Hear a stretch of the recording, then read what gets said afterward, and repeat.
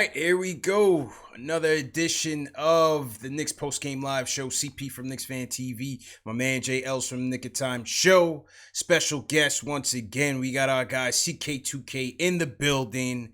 Tonight is another edition of the Fan Mailbag, where we will be answering fan questions, phone calls from all over social media, all over the Twitterverse, wherever it's coming from. We're going to talk a little Knicks tonight. The quarantine stream is back up and running.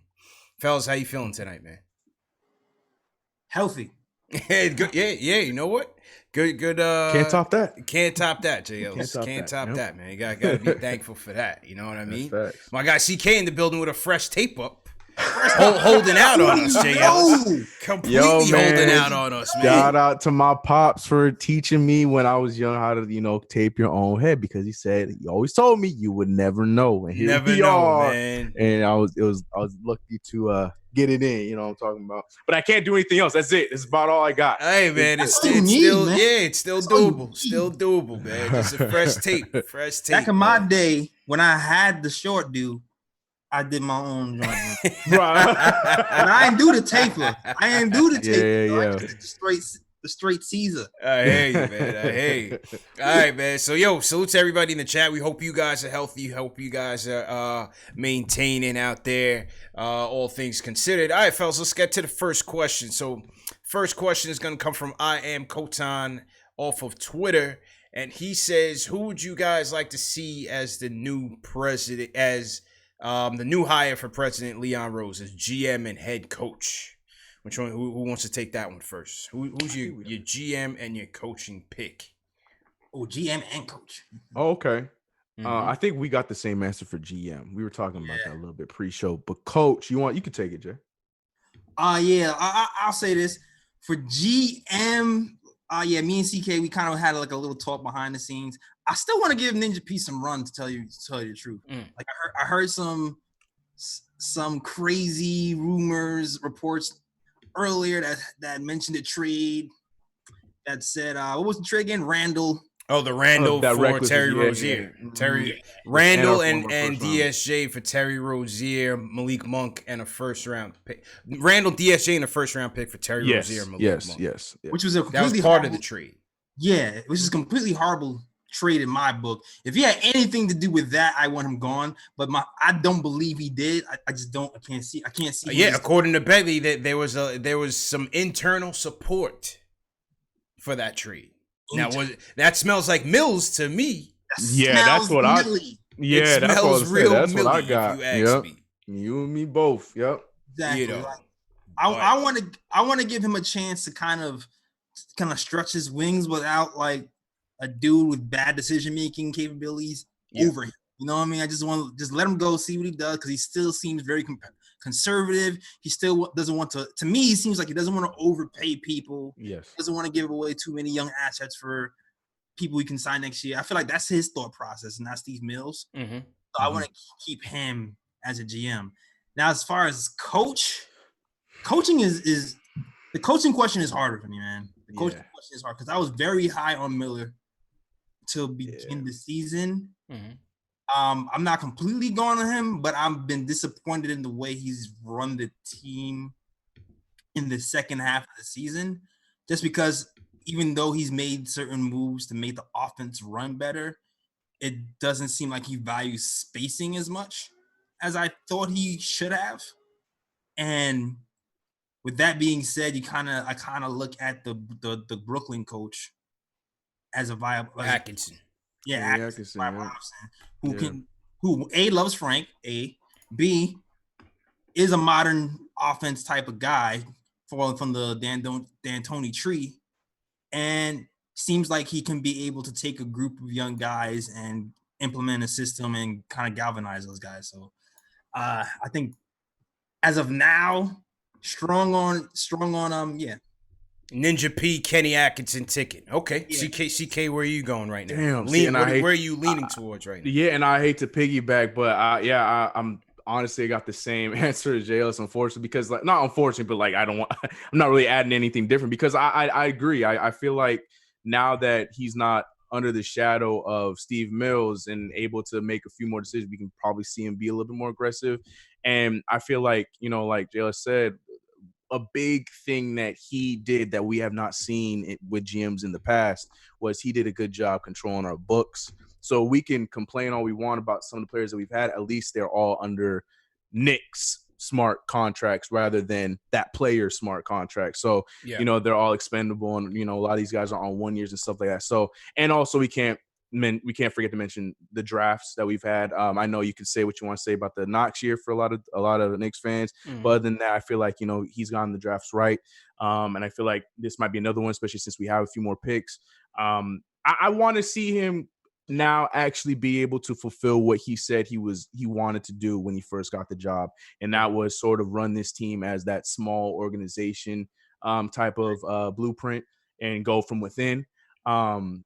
And I feel like with some of the moves he made, and the Elfrid Payton thing too, I know a lot of people were against that too, but at the same time, we were given the point guard that can at least do the job, regardless how you feel one way or another. So I don't really have anybody that I'm too crazy about that I really feel like that we can actually get at the GM. So I would stick with Scott Perry too. And Mike Miller to me too. I would still give him the thought. I'm glad we saw that report that Leon Rose was, he was warming up to him and he likes him, and I'm okay with it if we bring him back. I'm cool with that as well.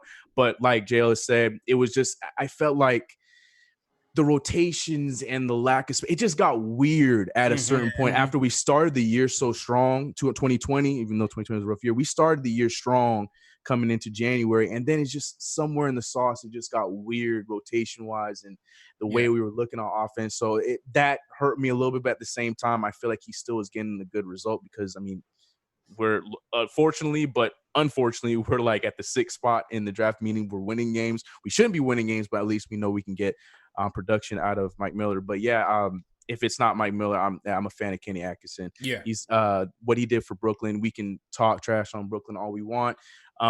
What he did with the team that he was given at the time, and then making that trade for D'Angelo Russell when there were a bunch of 2nd round guys, Dinwiddie, who was back and forth from teams. Joe Harris. Joe Harris. Yep. And he did a good job with all those players. So, and big fact, love Frank. So, and that would also come to if we draft like a Killian Hayes or somebody like that with the 6th pick. I think I would what's it called? I'd feel safe with him running whoever we have at point guard. So that's what I agree with you guys on the Kenny topic. Listen, he was known as a point guard whisperer when he was here on the D'Antoni. He was here when Lynn started going off. A lot of guys, even Shumpert, you heard some older Shumpert interviews, was highly touting him when he was with the Knicks and when he went to the Nets. So I would be on board with an Atkinson pick. I'm with you, CK. Miller's rotations, it just seemed like a lot of the decisions were still coming from the top. Yeah. It just seems like some of his rotations, it was kind of like his hands were tied, so to speak. Yeah. X's and O's wise, I thought they executed a lot better under him than Fizz. We know that. I thought his X's and O's were way better from a defensive standpoint as well. So I would be open for Miller, but I would definitely explore Atkinson. Agreed. As far as the GM, I know, the thing with Perry is like, it just seems like a lot of these moves had Mills written all over it. And so it was really hard to know how great Perry is as a GM without, you know what I mean? So I want to see, I would be open to keeping him and seeing how him and Rose work together. Yeah. And first of all, with the way this season ended so abruptly, and it was Perry's team that's out there scouting the players and so on and so forth, maybe he does get retained for next season. I'm not so sure, but I'd be open to giving Perry a little bit longer of a stay just to see how he, rounds out this roster. Obviously, free agency wasn't a good gauge. But if you look at the draft, yes, the lottery picks of Knox is going to be questionable for a little while. RJ was, it was what it was. You know, you're gonna pick RJ with the third pick. If you had the second pick, you probably go John Morant, and obviously if you had the first one, you go with Zion. I think the thing is that the value picks in the middle to late rounds. You know, picking up Mitch, picking up Isozo, who didn't play, picking up Iggy, who, as we said last week, Spencer was pretty high on. Iggy's been tearing it up in the G League. Second round pick. So let's see. Let's see what happens. But I'll be open to retaining both with Atkinson right there. I would love to bring Atkinson in for an interview. Now, tonight it was announced that Elton Brand could be a potential GM candidate. So Elton Brand, who's the current general manager of the Sixers, he was hired by the Sixers in 2018. Brought in Jimmy Butler, brought in Tobias Harris. Those guys, Jimmy Butler ultimately leaves. He trades for Josh Richardson, brings in Horford. Hasn't really worked out the way they wanted it to. I think Horford's washed. That was probably a mistake on their part. So Elton Brand's resume is still being written, but you know that's another name that we're hearing right now. Yeah, that's another name, man. Salute to everybody in the chat. Hit that thumbs up button for your boy CP from Knicks Fan TV in here. My man JL's from Nick of Time Show in here, and CK2K's in the building. This is another episode of the Fan Mailbag where we're taking your questions. We're gonna take some phone calls in a bit, and in a couple minutes we're gonna announce our favorite Carmelo Anthony moments. I came across this on Twitter. I think it was Slam Magazine or something that had brought it up. MSG and NBA TV have been playing all the classics, so I figured we'll take some portion of the show to talk about, you know, what were some of our favorite Melo moments as a Knick, and hopefully we get to hear from you guys as well. So we took a Twitter comment. Let's go to the phones and see what people on the phones got to say. First up, let's go to Will from LI. Will, how you feeling, man? Yo, Will. Yo, Will. Will, how you feeling, man? Hello? Yeah. Just turn down your phone, Will. Will, can you hear me? My bad. Yeah, what's good, bro? Yeah, we good now. It sounds scratchy, but my bad. I was listening to the TV. Okay. Because I couldn't hear anybody else's phone. You guys hear a clicking sound? That's just me. No, that could be the connection, but it could be the switchboard connection. But we hear you fine. Yeah, I don't know if you can hear us. Can you hear me, Okay, Will? Okay. I don't think Will can hear me, man. Yeah, I can hear you. He can hear you. I can hear you. Okay, all right. Okay. All right, so we're good. So my bad, because I was a little bit behind. I was like 2 or 3 seconds behind. But yeah, what I wanted to talk about, well, first off, shout out to all you guys for all the content you guys putting out in these rough times. First off, also shout out to CK2K for the lineup, because my hair looking rough right now. It's looking real rough. It's hard out here, man. It's hard out here, but, man. You know, I don't know what you did. You did it yourself. You got your barber, but, you know, shout out to you. Me, man. CK2K also, original over here. Shout out to the content you guys are putting out, especially the draft content. Appreciate it, bro. Because of you guys' content, especially you, JLs, the video you put out, I forgot the person that you brought on, but he really knew his stuff. My stock on Killian Hayes has really rose up, where it was basically nothing. Probably been watching you guys' videos, so really good stuff. Obi Toppin too. But I want to talk about LaMelo versus Anthony Edwards, and I saw the video you put out, you know, recently about Anthony Edwards. Listen, man, I'm worried about the fit with him and RJ. Like, they both do similar things, even though Anthony Edwards relied more on his jump shot versus RJ that drives to the hole. But I just still think the seamless fit is LaMelo, and I get it. Like, talent over everything. If we get the number 1 pick or the number 2 pick, depending on, you know, what happens with Golden State and all of that, you know, I feel like you can go Anthony Edwards, but I still don't feel bad if we get LaMelo Ball. I just think the kid is too talented. He's 6'8", still growing. You know, he could be like 6'10" by the time he fully grows out. You know, he's a little. He can put on some weight. He's like 180 something. You know, put on 20 pounds of muscle. You know, and then I just feel like off the jump you're gonna have an advantage against a lot of the guards in the NBA when you have a point guard that's that tall, that's 6'8", might be 6'10". So, I just wanted to say on that, I'm pushing on the LaMelo wave. That's why I just want to leave on that. But I'm going to let you guys get back to it, man. Good work as always. Appreciate it, Will. Appreciate you, bro. CK, LaMelo's your guy, man. You've been a LaMelo guy for a minute. Yeah. God, and that's the thing too, because I think he was really talking about like if we did have that 1 or 2 and both Edwards and LaMelo on the board, a lot of people are saying that Anthony Edwards is the guy. Personally, yeah, I would. I mean, no secret here. I would go with LaMelo over. I understand all the upside with Anthony Edwards. I do believe. I do think that him and RJ actually would fit well together, because I think one of the main things he did say was the fact that RJ is one of the guys that wants to go more attack the rim, and Anthony Edwards is really good at making a shot and shooting over people. So I feel like that would actually work out better. But I mean, yeah, he nailed it on the head. To me, it's just too hard to give up on. If we have the opportunity to get LaMelo Ball, to me, it's way too hard to give up on that opportunity. So you're saying if the deck was even, number 1 pick, you're going LaMelo over Anthony Edwards if the draft was tonight? I'm saying I would go. Yeah, I'm saying I would do that. Yeah, I feel like it's close enough for that. That is, I mean, people are already talking about LaMelo being a possible number 1 pick, so I don't think it's that insane to think that.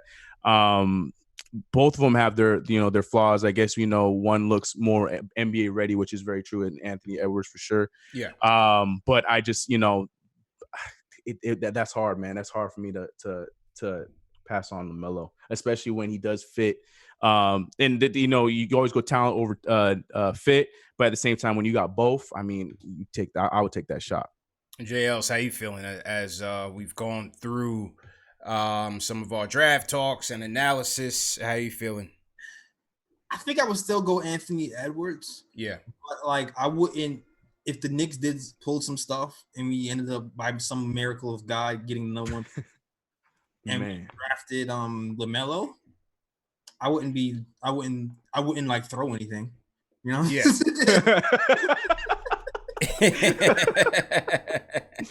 you wouldn't cry like the kid, right? Yeah, I would. They wouldn't be like a meme of me anywhere. Yeah. You know what I mean? I was like, all right, cool. Well, let's roll. He fits. Yeah, and he could be better. He could be a better fan anyway, and he can still possibly be an all-star and a difference maker for his team. So I wouldn't exactly be crying, but I would still go Anthony Edwards. I think that's fair. I think I'm still gonna go best player available wherever it's at. So if it's 1, I gotta go Edwards first. I would have to go Edwards first, even though the fit with RJ is very questionable. Edwards didn't shoot the ball very well. Yeah. Still, obviously he's flawed. All right, all these guys are flawed. We know that. And number facts. 1, they're very young, so that's expected. But I think, again, when you're going off of potential, I think I got to go with Edwards first as the best player available. LaMelo, obviously, I love his playmaking skills. I love his vision. I think his shot can come around once he improves his decision making.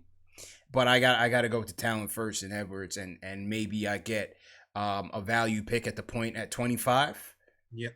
Maybe they trade up, which is less likely. I don't think they will, given that they haven't seen a lot of these kids as thoroughly as they would like to.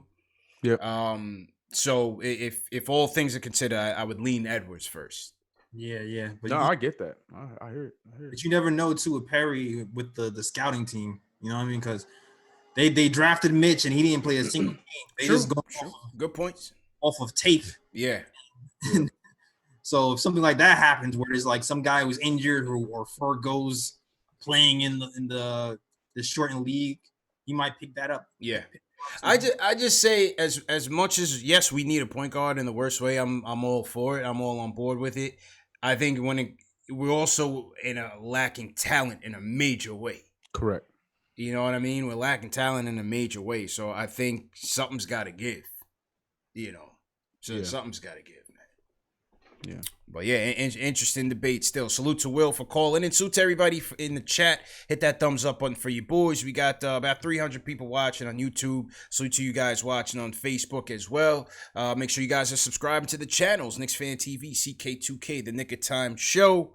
Still rolling through with that Nick talk, even though we have no idea when the season's going to pick back up, fellas. Now I read Berman's article saying that potentially they're looking at picking things back up in June. Yeah. No fans. Getting to the 70 game mark and starting the playoffs right then and there. And yeah, we'll see, man. We'll see. I still don't see it happening, but it seems like they're hell bent on having a champion this season. Yeah. All right, we'll see. Hoping, but yeah, we'll see. Yeah, man. Speaking of Melo, man, let's get to our Melo, because there's a lot of callers that want to chime in on this Melo topic. So let's unveil our favorite Melo moments, and then let's hear from some fans. CK, I'll start with you, man. What was your favorite Melo moment? Anytime when he was a Knick or whatever. What was your favorite Melo moment? Oh, wasn't no. I think it sticks, and it was I know I'm not gonna say because it might be one of your son won't say it, but my favorite all time moment, Carmelo Anthony. I'm gonna stick to him in the Knicks jersey. Was April 8th, 2012 against the Chicago Bulls. The double game winner is what I call it because he hit two of them. Yes, the Easter game. Yes, and he hit two of them. And he got the one that sealed the deal. Man, I just remember where it was. I remember watching that entire game while it was happening because I was at work and nobody was coming in. I used to work at a pizza spot.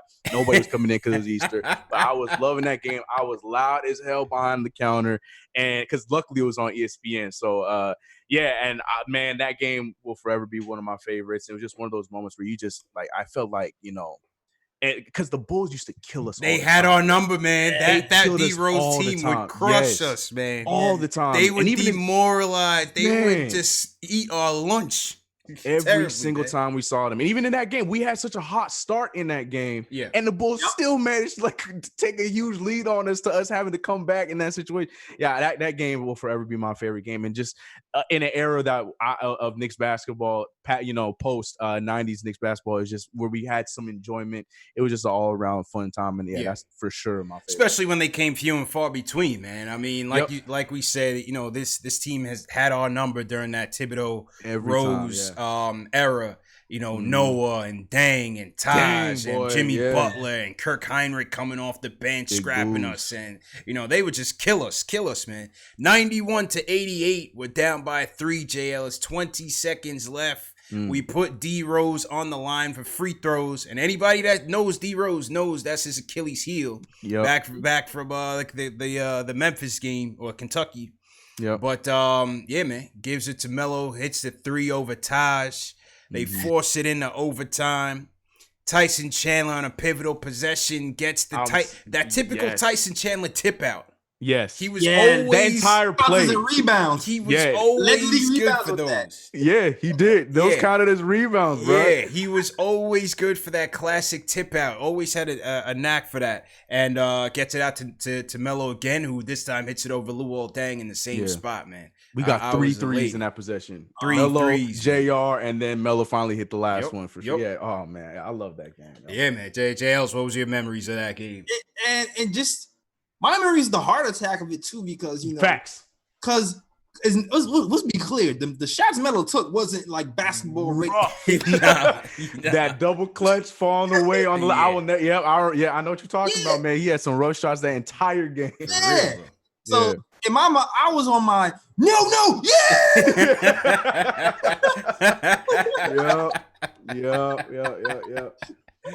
For real, man. For real. Yeah, I'm going to go with, so I had 2. I didn't get the highlights for one in time, but I had 2.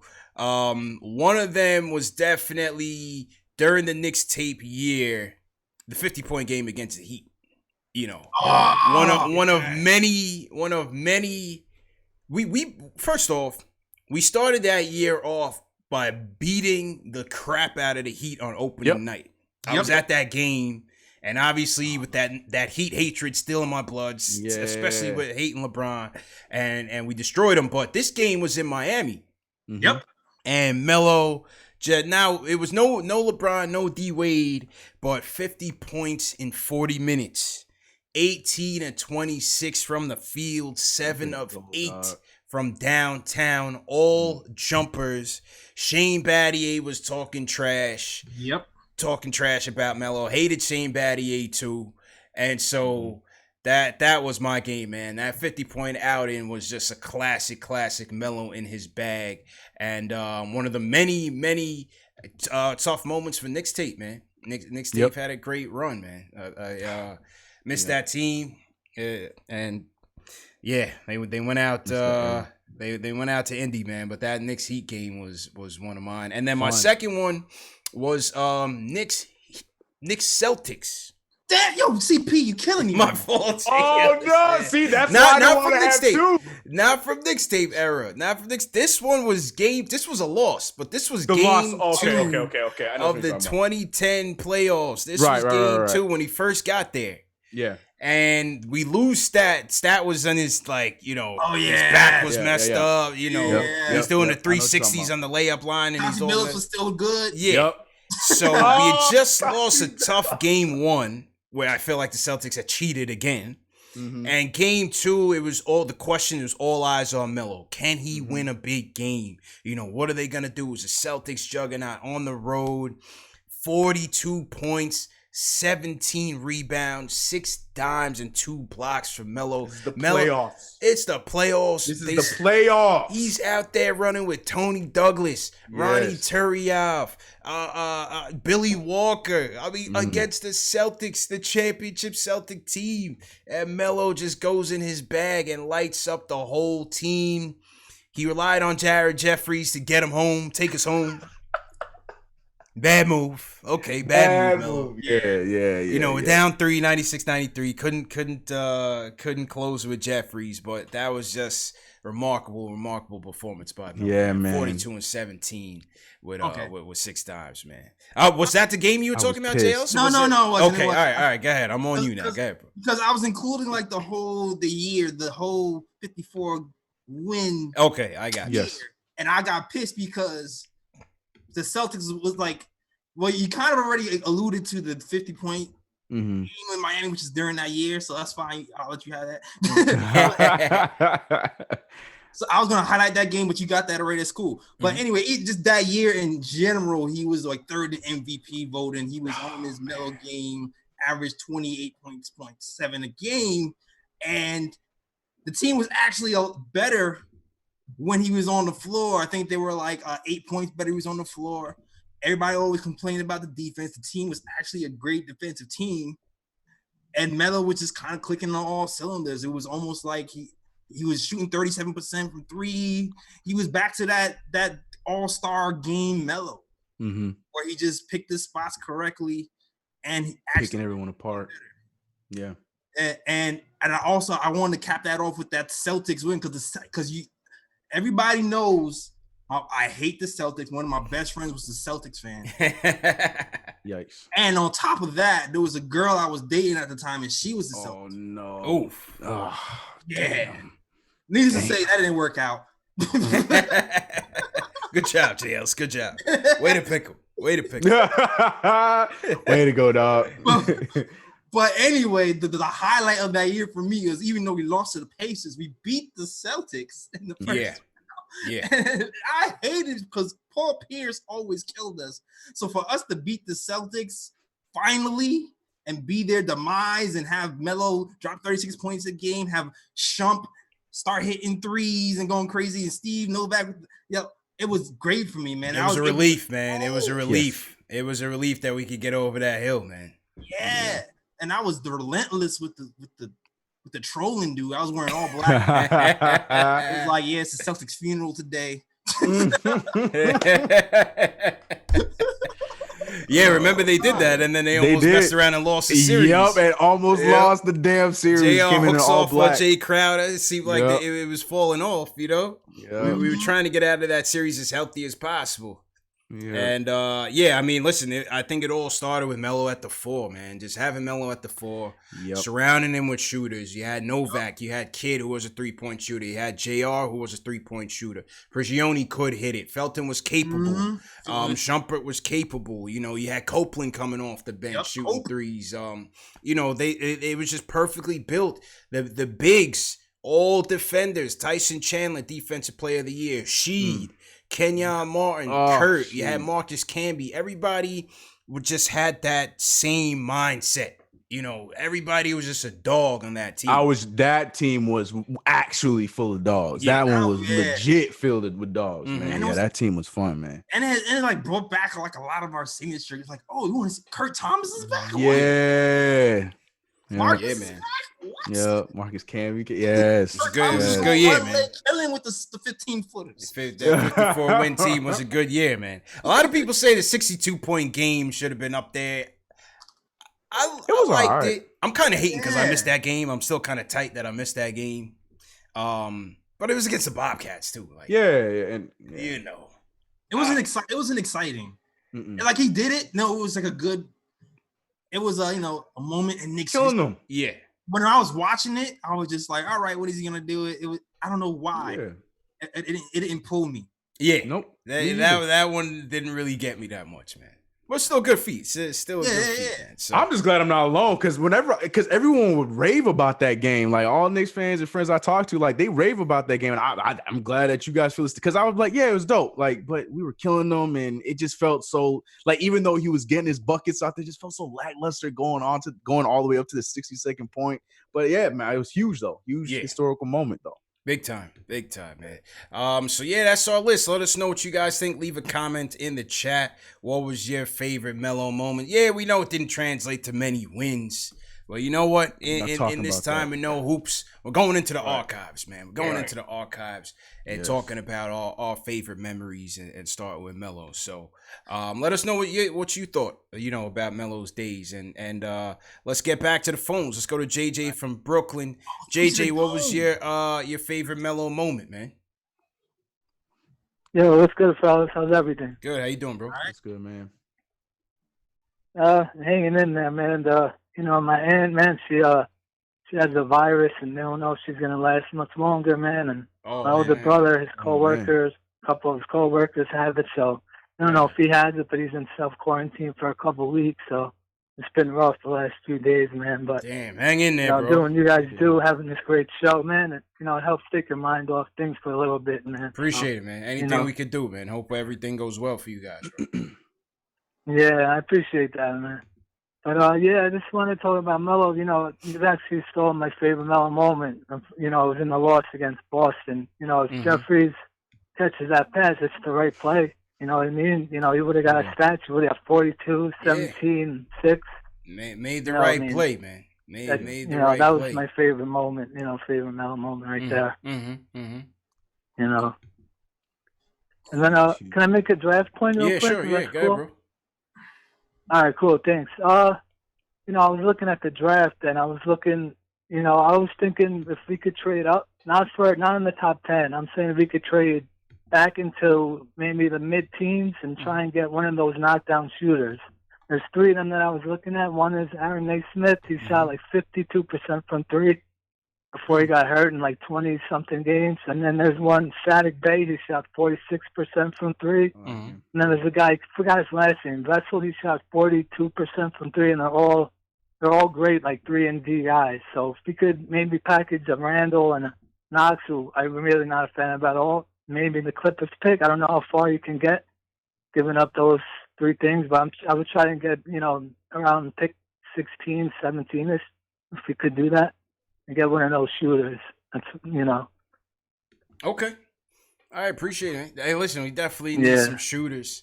Again, I'm not sure in terms of trading down. Never been a fan of that. Where you can really go, right? I think he's talking about trading up. I think he's talking about trading up from 25. Second first round pick. Okay. Trading up for 25. Packaging our second. With some of the established players. I got you. With an established player. To me, Randall, that's too. You're not going to trade a 3-and-D guy for a guy who can get you buckets on his own. I feel like that might be too rich. So I wouldn't do that.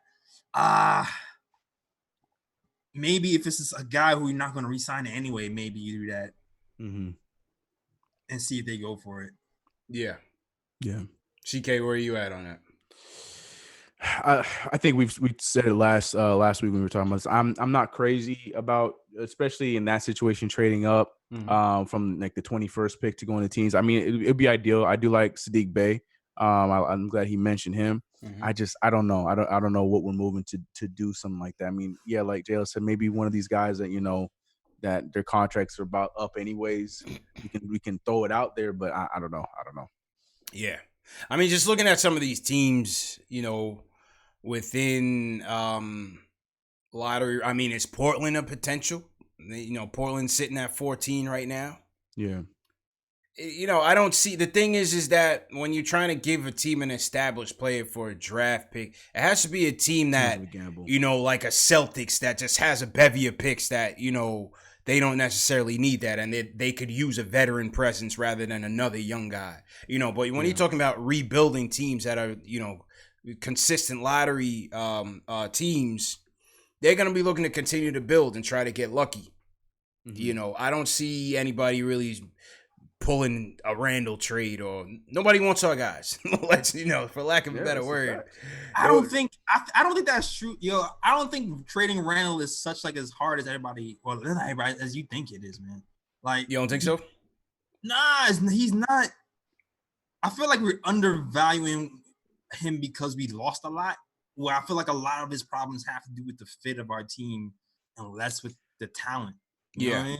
Like, I agree on the fact that I feel like he is getting killed a little bit more than he should be. I'm with you on that. But I in that same breath, though, why was that Hornets trade not accepted? Because that honestly was a win for the Hornets if they had made that trade. They should have accepted that. I don't know. I don't know why it wasn't accepted. I don't know on their end. I don't know if somebody else was like pulled out the last second, if it was us or them. Maybe us, yeah. Hopefully us. I would hope that was somebody smart. Who knows what MJ's thinking, man? He still got Cody Zeller over there, man. You can't trust MJ, man. You can't trust him. Because if I'm the Celtics, I'm taking that deal. If I'm the Hornets, I'm taking the Hornets. Yeah. Oh yeah, instantly. I wouldn't even hang up the phone. Hey, I'm not consulting with nobody. Maybe the first rounder was the deal breaker. Maybe Dolan said, "I'm not doing it," and maybe they hung up. Maybe MJ tried to fleece him and he hung up on him. Okay. Never know, man. Maybe more on our side than the Hornets. Yeah. Is what you're saying. Okay. Yeah, never know. I don't know. Hopefully. So to everybody in the chat, once again, hit that thumbs up button for you boys.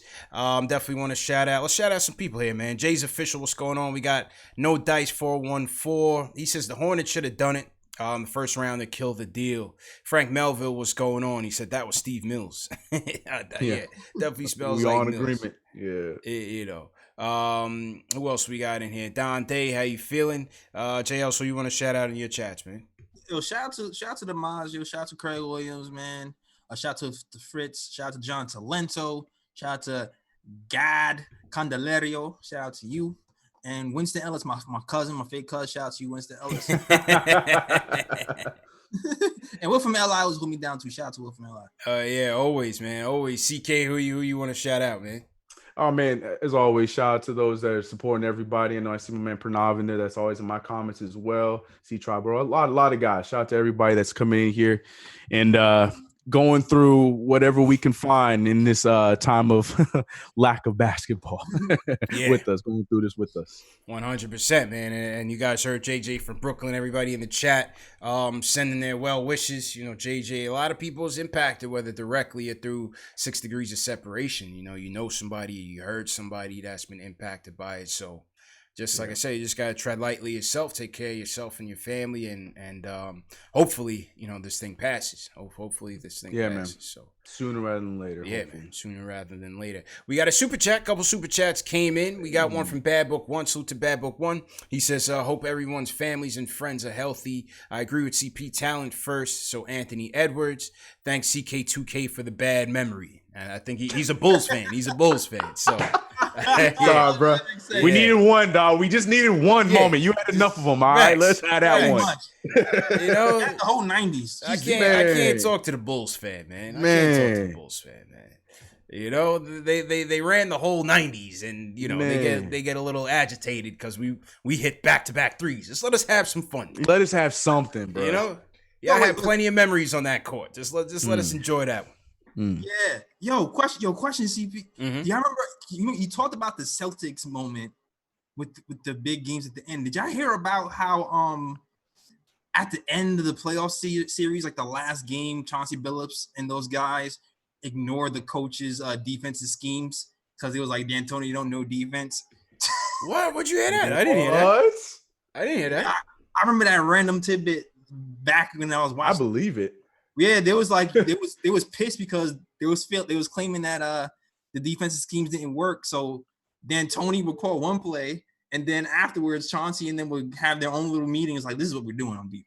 This is the real play. I believe that. I think I did hear that, J. Ellis, man. Does anybody remember that? We should get Chauncey on the show, man. We need answers. That would be dope. That would definitely. I hated the amnesty. I always will hate that amnesty. It was a bad move, man. But yeah, I mean, let's be honest. They were never gonna. Chauncey was hurt right after that. He didn't. I know, but still, like, whatever. It is, man. Like he was tired. He played like 2 games for the past 3 seasons after we amnestied him. Yeah, he was pretty much broken down at that point. Yeah. Still a good leader. Still a good veteran leader. Yeah, I would love that. Yeah, exactly. Yeah. We also got a super chat from Shane Mack from Jersey. Shane Mack says his favorite Melo moment was Melo and stat game against the Heat. I'm with CK with that Bulls game. I was at that game. He says, man. Shouts to Ron Cleveland. So he's talking about the Knicks Heat game where they were down like 3-0, about to get swept, and they won the last game at the Garden, and they started throwing the confetti down. Yeah. Yeah. I was a little embarrassed about that. I know. Like I was hyped, but then when the confetti did not help. That did not. I was a little embarrassed about that one, Very man. Much but so, still happy for the win. But yeah, I was a little embarrassed about that one. Because I was really like, man, just end this thing already. I was really tight. I know. It's like, we gotta watch one more. And that other game too. That's when everybody started breaking down. Yeah. Oh my god. Yeah. I was waiting for Lynn to come back. I was like, come on, Lynn, you can heal. I was scurrying Pro Sports Daily looking for Lynn news. Yeah. I'm telling you, man, those are some rough days against the Heat. Man. Rough days against the Heat, man. Oof. Who else we got in here? Where's everybody from? Throw your cities in the chat. Let us know where you guys are watching from, and we'll shout you guys out. Keith Sinclair in the chat said, what do we think about the Elton brand rumors? I mean, honestly, he doesn't really have a resume to stand on that much. You know, I can't really say whether it would be a good deal or a bad deal. Well, me and CK was talking about this beforehand, pre-production, and I told CK I'm scared. I'm scared. Yeah. Scared. Wait. What exactly are you scared about in terms of Elton Brand or? Yeah, because it's like he comes in here. It's like, all right, I don't have a lot of. He comes in here saying, I do not have a lot of experience, so I want to get a GM that has a lot of experience, and then gets Elton Brand, yeah. Who's officially been a GM for 2 years? I mean, I know he's been with the organization, but he was officially their GM, about 2 years, maybe 3 years? Mm-hmm. So 2018 he came in. 2018, right. So, So logically to me that this doesn't make sense already. Yeah. And then I see how like super aggressive he is. So I can see him coming in and just be like, trading all our picks for who God knows who. Well, I mean, for the aggressive standpoint, you could kind of understand it because you have your 2 pillars. You have Embiid and Simmons. Right. You know, you just had Butler. You just signed Tobias. That's the big one right there, though. Like they went after Tobias before even talking to Jimmy. Like and then the Al Horford thing, like you mentioned at the top of the show, like the aggressiveness. I think that is something that is probably a positive, but it's just what he did with the aggression. I don't know. I'm scared too. I'll say that. Maybe it could be a positive at the right time. I don't think we don't need that. I don't think we should be aggressive just yet, but I can just see people just trying to make a name for themselves because in New York, you know what I mean? Like I get my name popping. So I'm just looking at his history. He was a player development consultant for the Sixers in 2016. Rose up the ranks quickly, they said. So that's pretty much it I'm looking at. He says really working. What do you think about it, CP? I can't call it really one way or the next because, like I said, I haven't seen what moves he's made or has he worked under a regime that has made certain draft picks or certain deals. You know what I mean? Mm-hmm. It's still such a short resume. I can't really lean one way or the next on it, to be honest. I think that's my biggest problem is this is a short resume. So you have a guy, Leon Rose, who has a short resume, and then you bring in another guy who has a short resume. and like the guy who possibly loses his job, and it the guy in Scott Perry has more experience than Elton Brand does. Yeah, it's like moving backwards. Yeah, it is. It is, man. But the Bondi article also said that that Rose has interviewed the Cavs capologist. I forget the name, but he was an executive in the Cavs front office that they interviewed. Yeah. So clearly he's looking for some expertise there. They're trying to bring a capologist on. We did hear Bobby Marks' name being tossed around by Berman. So clearly Rose is trying to fortify his team in the areas where he is deficient. So yeah. Bobby Marks got to stop hating on us before he get a job with us. So I'm gonna say that. I agree with that. Going on ESPN talking reckless about us for the past few years, man. Well, he's just following the narrative. You know what I mean? Right. He's that's just facts. Towing the company line. That's facts. That's facts. Back to the phones. Let's go to Jersey. Steve's with us. Wants to talk draft and Melo. Steve, how you doing, man? Hello? Hello? Yo, what's up, bro?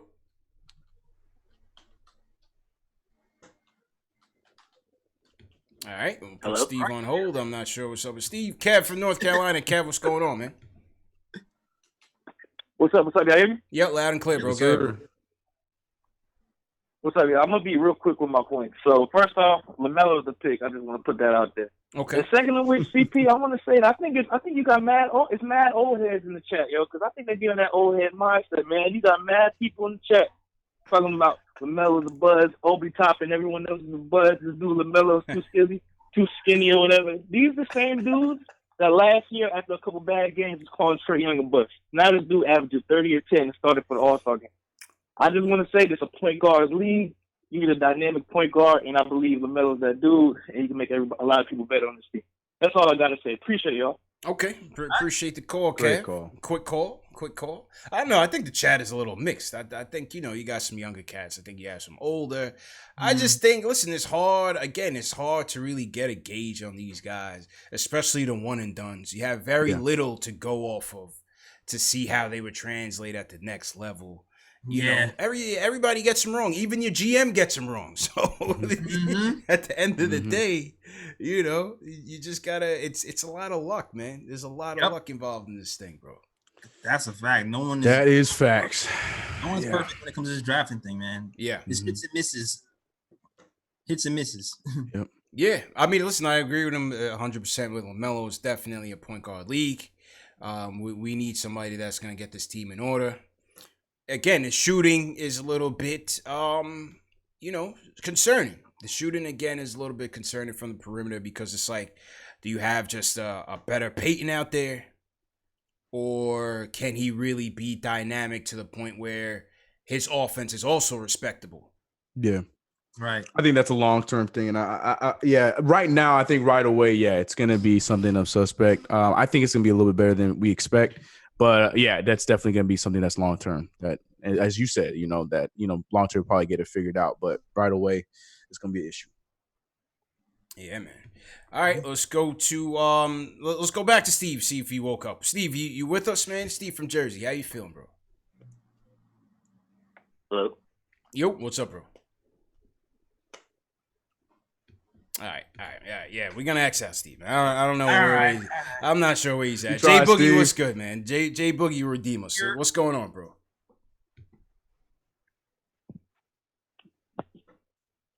Yo. Good. Yo, what's good with y'all? Y'all hear me? Yeah, loud and clear, bro. How you feeling, man? I'm doing all right. How everybody doing, man? Everybody staying healthy. That's good, man.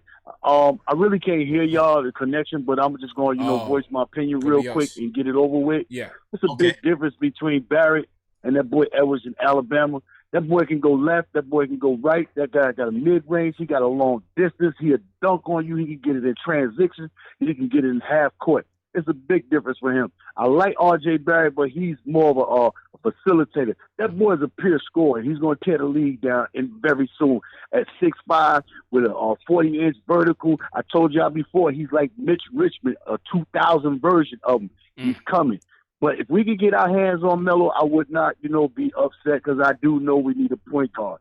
But my favorite Carmelo situation is is when that boy Rocky Balboa bought Baltimore, and he had all them young kids. A lot of these guys, they scared to go back to their neighborhoods, but that man went back to his neighborhood in the toughest times and had the whole city hugged up behind him. That's why Melo get a lot of love, you know what I'm saying, that we really don't know. It's a lot of people in the league that be hating on Melo on the low, you know what I'm saying? True. And I felt real bad about LeBron not even pulling him on that All-Star team this year, and he part of the banana boat, knowing that this might be his last year, and he could have been an All-Star player, and he could have picked that man. Nobody even said nothing. They respected that man. And they went and got Melo. They went out and got Deion Waiters, man. They went out and got Deion Waiters. Had they brought Melo in from last year when they should have. Friends. How many of us have them? Not even LeBron was believing in Melo, man. Yep. Come on, man. Appreciate the call. And you saw him hooping with Portland and imagine down that Lakers squad. Like, I'm almost glad that he wasn't, because then I would have to be liking him on the Lakers. Yeah. But it's crazy. It's crazy. It's crazy. That's all right. That's fine. They got Dudley, though. Yeah, man. Definitely. Yeah, listen, Melo. Wait. What'd you say, JL? I said that's fine. They got Dudley, though. Yeah. Now you got bum ass Jared Dudley. So how about that?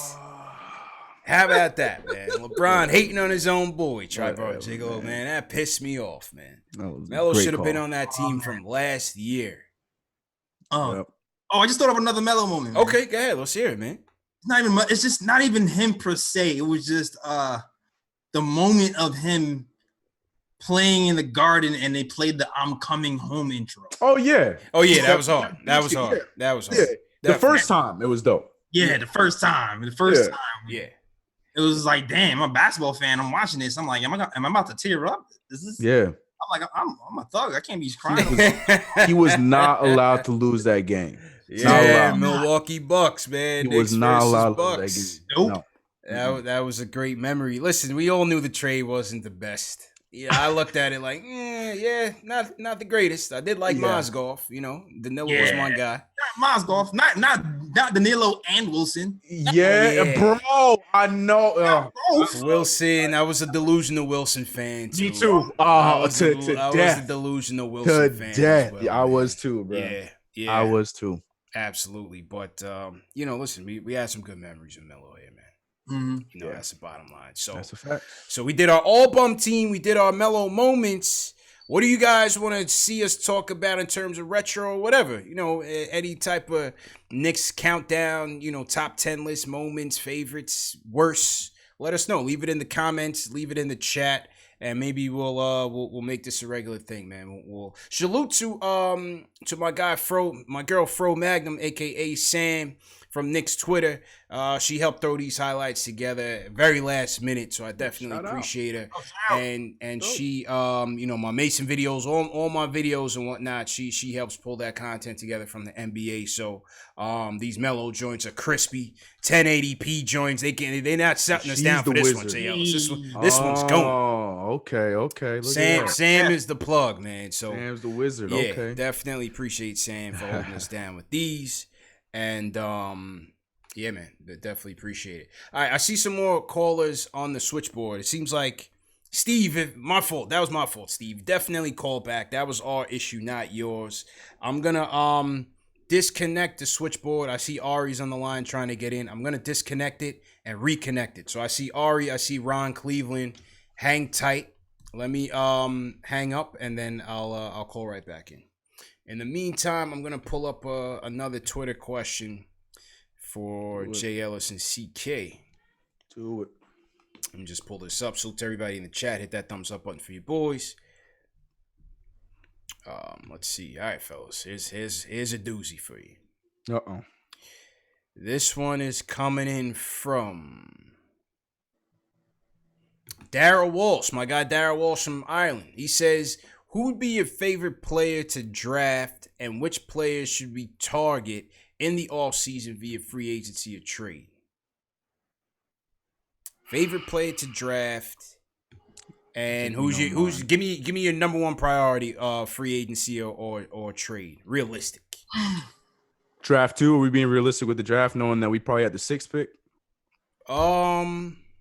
You call that one. Who's your favorite prospect right now? Oh, 6th pick?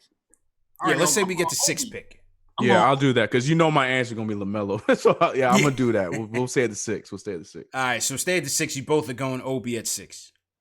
Going Obi. I'm going Killian. You going Killian? Okay. I'll go Killian at 6. Yeah. Okay. I don't think Obi will be there at 6. You think he's gonna? You think he's gonna be gone? I think Obi will get snatched up. Yeah. Interesting.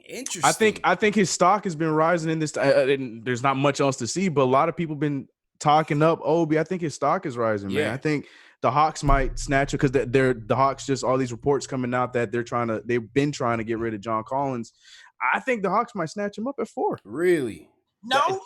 You think they'll bail on John Collins so fast? Why do they want to get? They already are. That's the report. They've already been looking for trades like that. So I feel like if they have the opportunity to get Obi, they might get him and snatch him up and move John Collins. I don't know why. I like John Collins. It's just that they've been having these talks since the trade deadline. I don't fully understand why. I don't know if there's something deeper. Yeah, but because of that, I believe that Obi gonna get snatched up sooner, man. I'm just like let's look at this top 10. Like, would Golden State wouldn't pick? Would they pick Obi? Golden State, I think they go with James Wiseman. Right. I'm saying, let's say if they had around 6. I'm looking at these Golden teams that would State? potentially pick him. Would Golden State pick Obi? I think so. Even with Draymond there at the 4, you think they would pick Obi to play him at the 5? They play. Yeah, I think so. Small ball because 5? they play the small ball anyway. I think or Draymond at the small ball 5, Obi at the 4. Probably Obi at the 5. Okay. Cleveland, you would think they could potentially take him, get Tristan out of there finally. Mm-hmm. They're already trying to. Yeah. Timberwolves have Cat. Yeah, I don't see that. Happen. Hawks, you think is a possibility. Now, Tankathon has Detroit taking Obi at 5. I think that's a possibility because Blake, maybe they cut ties with Blake. And we don't even know what Detroit trying to do anyway. So, anybody makes sense for Detroit. Yeah, anybody makes sense for Detroit. I don't know what Detroit trying to do, man. Maybe they call Charlie Villanueva and Ben Gordon, bring him out of retirement, rekindle some flames or something. Then you got us at 6, obviously potential destination. Bulls at 7. Now, now they have Lowry. Right now they have Wendell Carter. Would Obi be realistic for the Bulls? I'm not so sure. I don't know. And then you got. But I mean, the Lowry marketing stuff, you don't know, man. Well, you never know. Yeah, you're right about that. Maybe. Yeah. Replacement. Yeah, maybe. You got Charlotte at 8. Who's there for right now? They got Zeller, the powerhouse front quarter, Cody Zeller, PJ Washington. Cody Zeller was a number 4 pick. Zeller. He was, man. Michael. Can't make it up. And then you got the Wizards at 9, who have what's my guy's name from? They got Hachimura from last year. Yeah, I'd be surprised if Obi goes down that far. Yeah, so that's 9. So you're thinking Golden State could be a realistic possibility. Cleveland, Hawks, Detroit, Knicks. Mm-hmm. If you're going within the top 10. Mm-hmm. Okay. I think he fits in. I don't think he would go first, but I think all those things you just named. Yeah, I think he would. I could see that. And then, all right, and then give me a free agency and a trade priority. Where would you go? Oh God. Oh man, yeah. Just an early one right now. What's realistic? That's what I'm right. That's what I'm realistic. Hey, listen, my pick is getting more and more realistic by the day. My dream is Ingram, so I don't know what that realistic is. Bro. Preach. Yeah, Ingram is definitely a pipe dream. Listen, my Joe Harris pick is not far fetched, man. I'm with you on that. I'm all on that take, that CP take. I'm telling you, because I'm with it. With this coaching move that the Nets just made, first off, I'm dying to see KD and Kyrie trade Dinwiddie after he recruited them to Brooklyn. I would roll over. Oh my gosh, that's getting a whole show. Oh man, I would do a whole show on that. Oh my god, bro. If they trade him, oh my god. If they throw him overboard, or if they trade him in Bitcoin for somebody else, if they throw him overboard, oh my goodness. Ship him and Karis LeVert, that would be insane, yo. Yeah, because what they say now, the rumors are they're trying to get a third star. Get a third, yes. I see Beal. I see the Beal thing realistic, but you're gonna have to part ways with a lot. I see that blowing up too. Wizards are too unpredictable, man. I don't seem like they want to get rid of nobody. True. And Beal too. He is way too loyal to that damn organization too, man. Yeah. So I don't know. I respect it, but I don't respect it because I'm Yeah, but right. my guy will be Harris. Free agency would be Harris. Trade wise, I would have to look at it a little bit deeper. Trade wise, I'm trying to think. Marketing. I would say marketing. Trade wise. Yeah. Okay. I try to get marketing on the cheap. I'm trying to get some 3-point shooters in here. Yeah, I co-signed the marketing trade. Yeah. Kent Scott, what's good, Kent? All right, let's get to the back to the phones. Ron Cleveland in the building. Ron, how you feeling, man? Man. CP, Jay Elton, CK. But hey, it's all good. You heard me? But man, hey, I've been worried about y'all boys, man. Hey, them numbers don't look good with y'all at, man. Nah. We inside, bro. we inside, bro. We inside. Yo, let me let you know. This is my day. I wake up. I get overworked because my job hits me on email, tells me to do everything in the day. Hey, man, bro, I hear you on that. I don't know why they know I'm working at home to give me more work for some reason. It's always how crazy, right? Put on my little I and get my groceries and come back job today, man. Yeah, man. Hey, fellas, y'all heard me? Yeah, loud and clear, bro. Go ahead, bro. Yeah, man. Hey, I just left my job today, man. Hey, I pulled out of there. I told him I'm out of there. Crazy, man. Yep. Crazy. Yep. So, they don't want to protect us, man. And we on the front line. I can't roll with that, man. Even when I was in the Army, at least I had a gun. You know what I mean? Yep. So, I feel you. Yeah, but fellas, man, hey, when we think about Melo, I'm going to tell y'all, the thing for me, my all-time Melo moment is plain and simple. Melo put us on his back when there ain't too many people wanted to come to New York. That is an all-time moment for me. We hadn't had nobody of that magnitude. When we got Stoudemire. Stoudemire was pretty much damaged goods. He came to us. It was more or less on the contract. I got respect for Stoudemire. But Melo is the biggest thing that really to come to New York since we had Pat. Let's just be real. He was the biggest thing to come there. I got nothing but love and respect for Melo, man. And I want to touch on Leon Rose. Leon Rose about to tee me off, man. I don't want no parts in no Elton brand.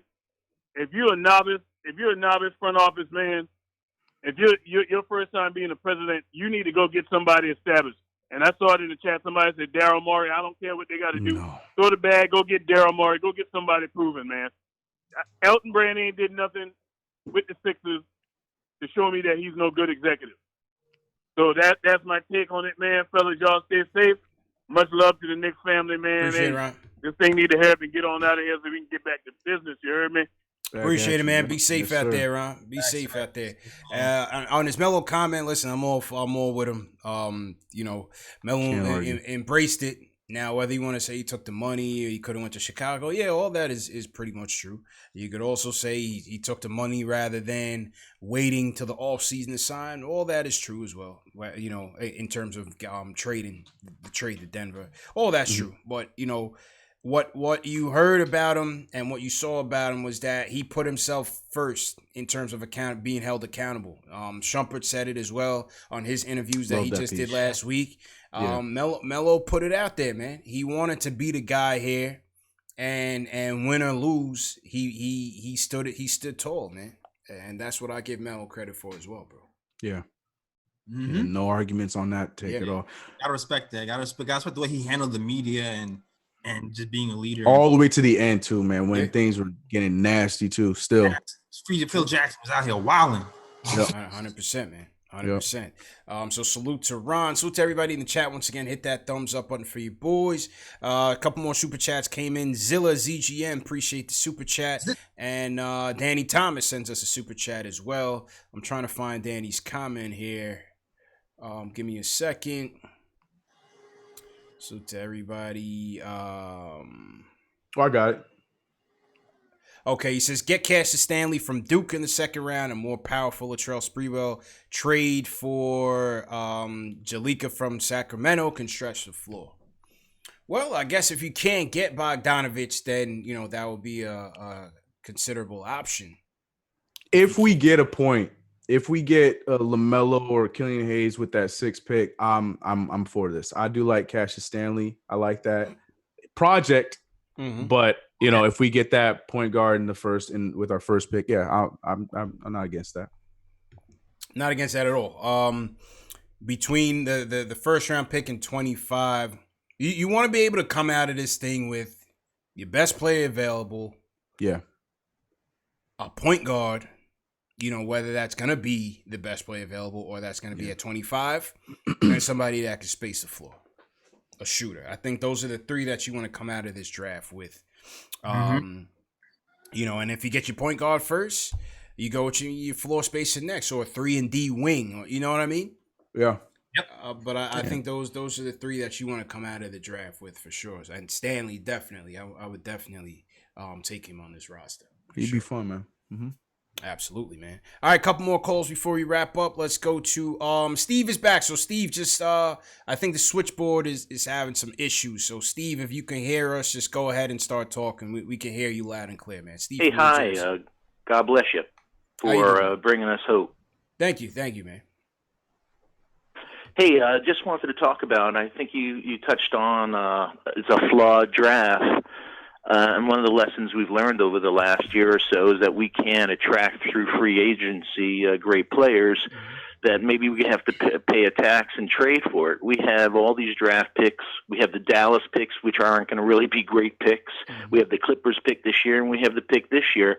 Wouldn't you think about packaging him with a mediocre draft and try to 2 scenarios? One, try to get an elite player in their prime like a Bradley Beal, give up 3 number ones, meaning give up Dallas, give up the Clippers, give up this one, get a Bradley Beal, but give up a Randall and a DSJ to get them, or give up a pick or so to get more of an established player like a Dennis Schroeder or a Buddy Hield. I really feel that it's such a mediocre, but with the quarantine going on, I watched a lot of film. And I'm old school after watching all the film and the games. If we want a player that's going to make the players around them better, I think Tyrese Halliburton's the man. And the one other player I watched film that really enticed me was Kira Lewis. We don't have a speed guy on this team, and he'd really be a great changeup. I agree with all your points, man. I think Lewis wouldn't be a bad pick. We have no speed or good athleticism on this team. So I think that would be a breath of fresh air. On his Halliburton topic, I think Halliburton would be a safe pick. I think Halliburton is a player that could, help as an additional facilitator, somebody that can bring you some more length and athleticism. No, length and wingspan on the defensive end. Yeah. So obviously you can space it. Good catch and shoot numbers from 3. It's just not the sexy pick that everybody's interested in. Correct. That's the big thing. Yeah, sometimes everyone wants the sexy guy, and this guy just does everything consistently well. Yeah. And I think he will do that. I think he will do that in a backcourt with a more complimentary piece. He shoots over 82% from the foul line. Yeah. 40% from 3. He's efficient, like man. you said, the 7-foot wingspan on D, and he makes the players around him better. It's about time we have a pass-first point guard rather than another ball hog.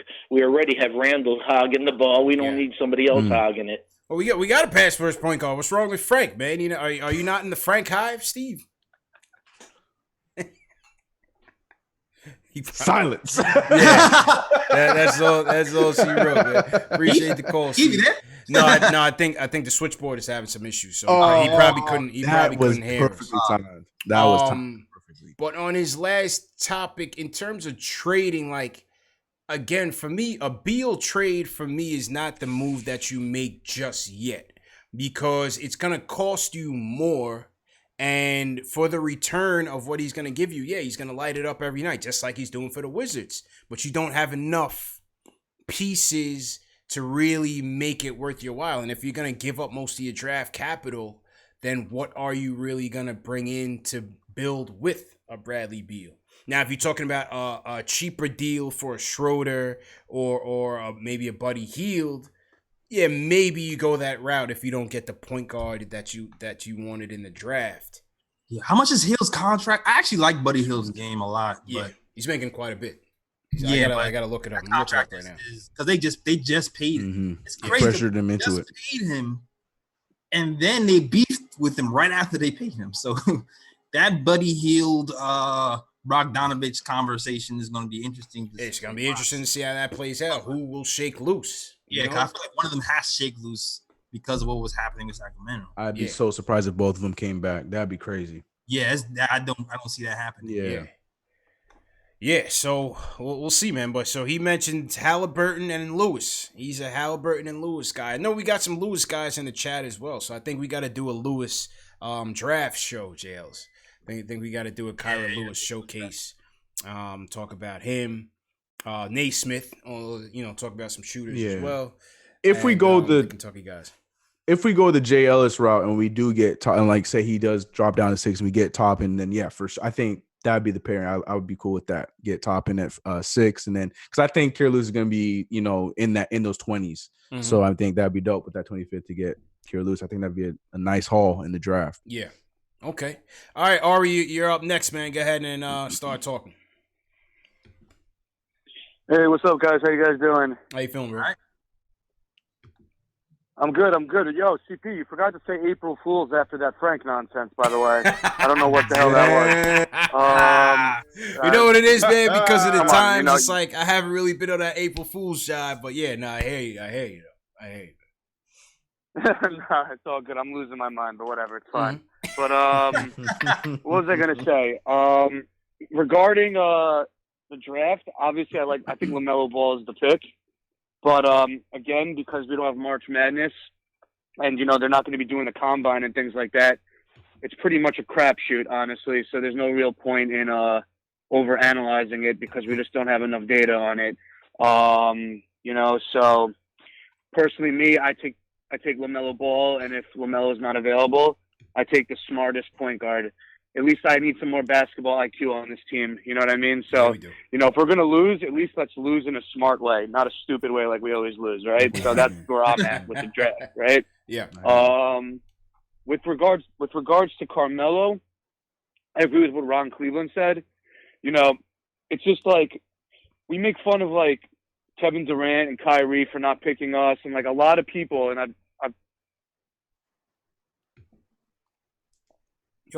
Oh man, that's a good point though. Ari, you got to talk up, man. Wanted the pressure, and that's probably my favorite Melo moment. No, you repeat that one because you were kind of fading out. Repeat your Melo moment because your audio is fading out. Yeah, so what I'm saying is my favorite Melo moment is when a lot of people don't want the pressure, and Melo wanted the pressure. And I think you have to respect the man who wants to take on a challenge, who doesn't need to take on a challenge. And I think the way he handled the Phil Jackson situation and, all that drama that was going on with that, I think he's a class act, and I think he's underappreciated. And I think, when Rich Kleiman goes on, Hot 97 and says the Knicks fans bring bad energy into the building, a lot of them are Melo hater fans because you finally got a superstar who wants to come to New York. And you treat him like that, just the same way we treated Patrick Ewing. So, that's probably my favorite Melo moment. An underrated Melo moment is when he wanted to fight Kevin Garnett in the parking lot. Honey Nut Cheerios. I think that was super underrated. A lot of people are scared of Kevin Garnett. And, just to see him step up and, that was a moment that I enjoyed, obviously. And with the 62-point game, people forget there was 7.5 minutes left in that game, and that guy was not missing anything. He hit a half-court shot at the buzzer from halftime. I think he could have gone for 80, dude. That was one of the most remarkable things I've ever seen. So, that's also on my list. And just the last thing I want to say real quick, with the GM search, here's where my head is at. First of all, I think that's the biggest decision that we have to make, more than the draft, more than free agency. I think that's the number one priority decision to get a good GM. And I think we have to really pick the right guy because we don't want Steve Mills coming back. You know what I mean? Yeah. So what I think is, you know, we have Leon Rose who has connections. You know, we have Steve Stout who has connections. You know, we have all the swag and image that we need. I think the front office, we need a nerd. Like, we need like a guy from MIT with like a mathematics degree in math or something like that, and just who's a capologist, who's like bald with glasses, and just like, you know, who's just gonna focus on his job and not talk. You know what I mean? And like lock him in a room or something like that. And, you know, I think that's what we do, you know, in any business. You have the business guy on top, and then you have like the Harvard grad doing all the work. I don't see why we can't do the same thing with that.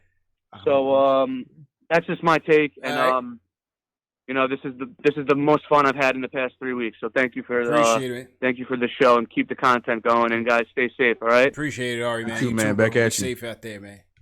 Well, listen, they are looking for a capologist, so he is looking at the guy from Cleveland. I'm gonna find his name. Not that many people would know him, but yeah, they are looking into a capologist. So yeah. So Ari's a capologist. Say that again. We have a capologist?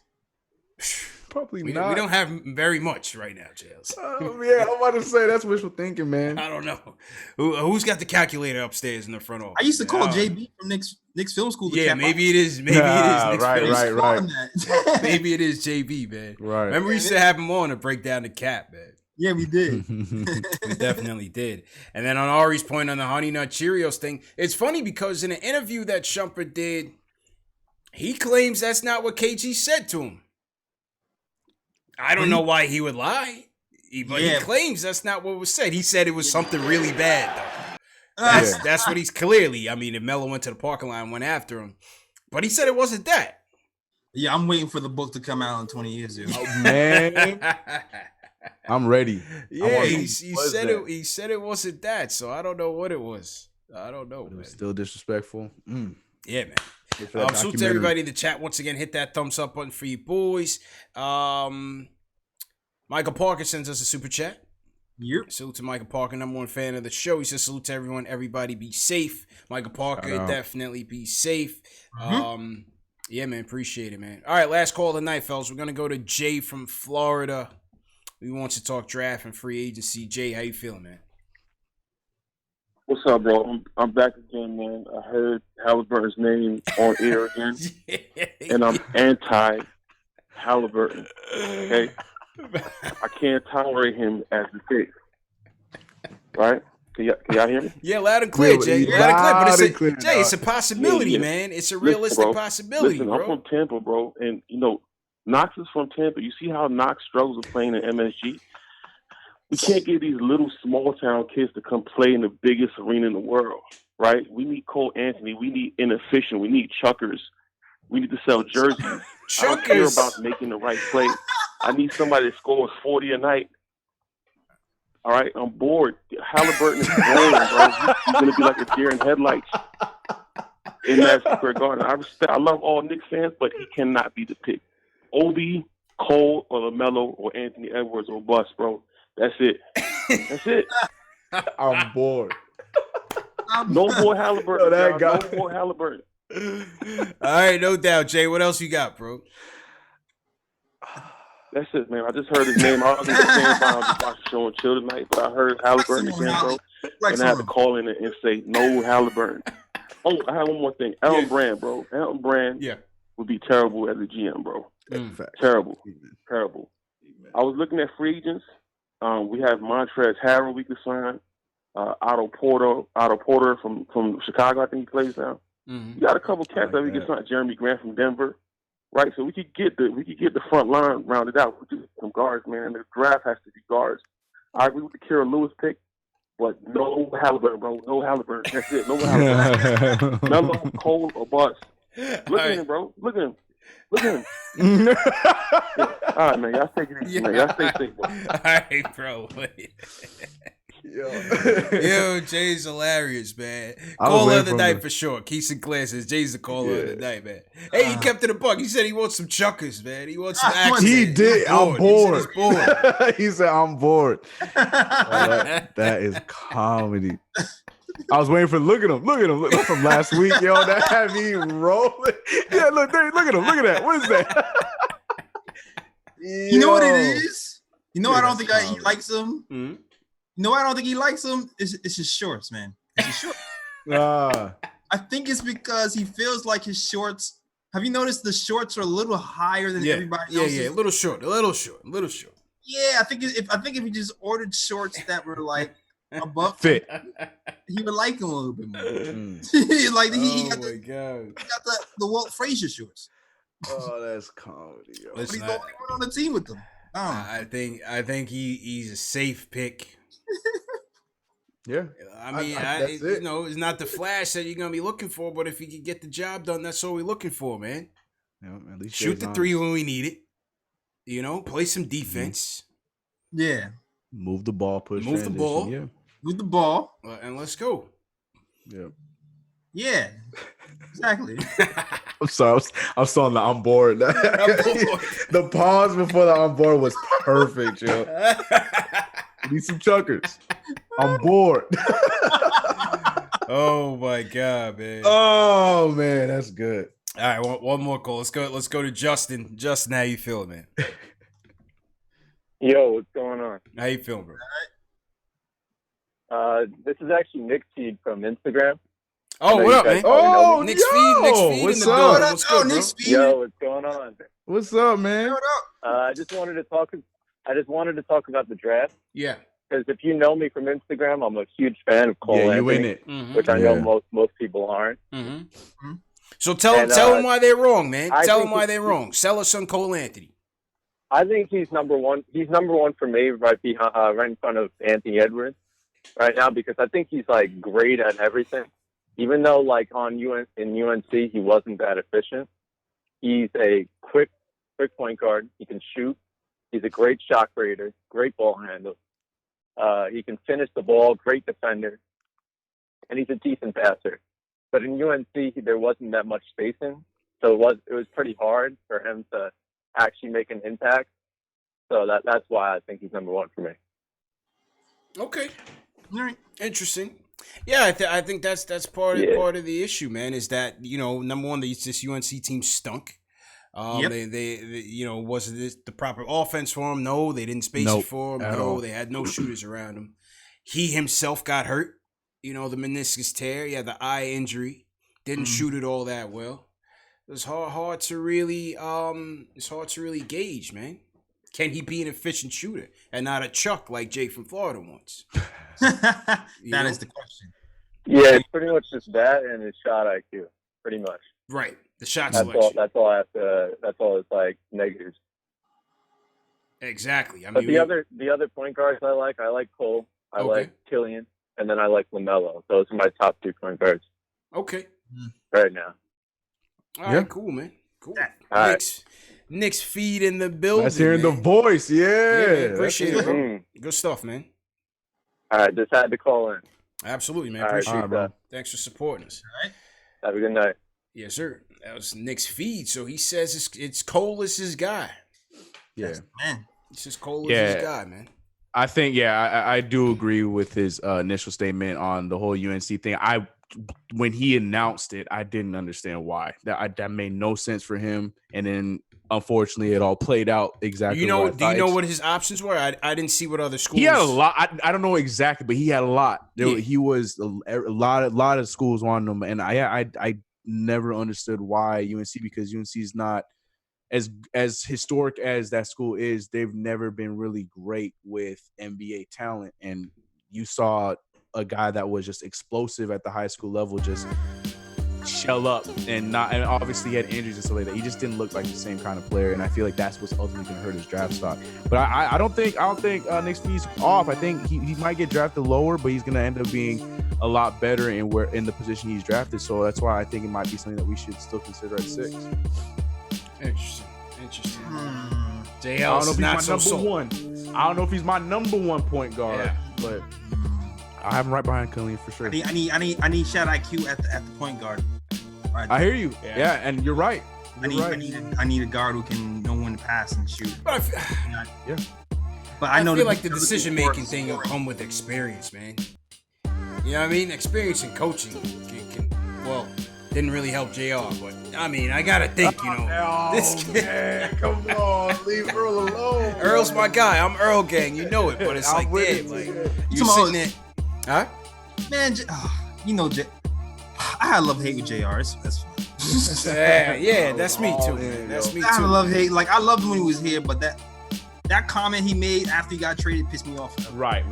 Like he pretty much said he was too lit for New York. Before he was. Before he said he was. He was. Before Homeboy said it, he said it first, but he just said it differently. He was after he said that, I was just like, yo, I'm done, because he had all the talent in the world to really do something. I feel like that's JL's. I hate it. But good show, fellas. I thought fun, man. Another good one. We took some good questions, good conversations from the chat. Salute to everybody in the chat. Once again, hit that thumbs up button for you boys. We covered our Melo moments.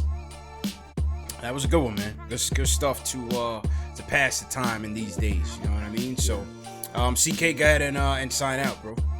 Oh man, same as always, man. Appreciate all the support from all you guys. And exactly like CP just said, in these times where there's not much sports going on, but we're here still talking and loving this team that has been giving us headaches for the last few years. Shout out to everybody in the chat that is not only a supporter of myself, that is a supporter of this channel, supporter of JL, a supporter of all of us, supporter of the community. You guys know where to find me, CK2K everywhere. That's all I got. Yes, sir. Good stuff, my dude. JL, go ahead and close it out, man. Yeah, man, you know the vibes. Man, here, youtube.com/ThinkingTimeShow, SoundCloud.com/ThinkingTimeShow. All the old episodes are still up there. We haven't put a new episode up in a long time, but we working. We trying to work on some things. So hang tight. For the streets. And definitely check out the blog at thinkingtimeshow.com to watch my guy Ken write some new stuff usually every week. So check for that stuff as well. That's all. Back to you, CP. All right. Appreciate you guys, man. And salute to everybody that tuned in, man. We had over 300, close to 400 on YouTube. Salute to everybody that watched us on Facebook. Remember, the show's available in audio podcast format, Spotify, Google Play, iTunes, Amazon, Alexa, and Stitcher. So you can always catch us, man, whether it's video, whether it's audio. Number one show for the fans, by the fans. Never forget it. Join this conversation after the show. We have a Twitter DM group going, and we have a Discord group. The links to everything will be in the chat or in the video description. All the links to everything is in the video description as well. And if you guys want to join the Twitter DM group, all you got to do is share this video on Twitter with the hashtag PostGameNYK, and we'll put you in the private DM group to chat with us after the show. And into the coming days, man. But we definitely appreciate it. Once again, remember, hit that thumbs up button for you boys. And sharing these videos, like I said, is very important, man. Very important to continue to promote, to support us. And sharing these videos goes a long way, whether it's Facebook, Twitter, Instagram, text message, email, whatever it is. Send this show to somebody, a fellow Knicks fan, fellow basketball fan. And man, we'll have an even better show the next time. So, all right, folks. You guys be safe out there. CK, I'm about to go look up some haircut DIY tips on YouTube. Yeah, baby. YouTube, it's a little easier than you think, bro. You know what I'm saying? I'm about to. I might have to experiment a little bit, but we'll see, man. Some mirrors on it and the guard. Yeah. Right. Yeah. And patience and prayer. Yeah, it says the guy with the dreads. Right. Just grow it out and then twist it. That's it. That's another way too. That's true. Grow it out and twist it. That's it. Simple and play, man. All right, fellas. Good show, man. I'll catch up with you guys, man. All right. Peace. You be already.